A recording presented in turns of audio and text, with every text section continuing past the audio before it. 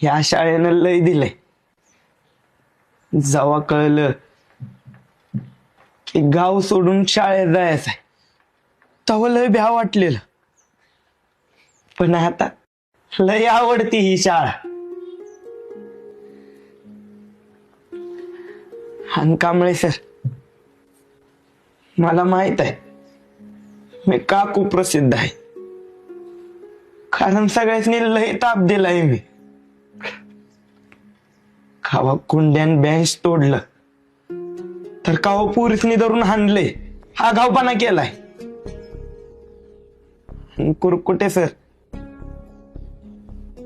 तुम्ही मारल्यावर राग बी आलाय बर का तुमचा, पण आज वाटतंय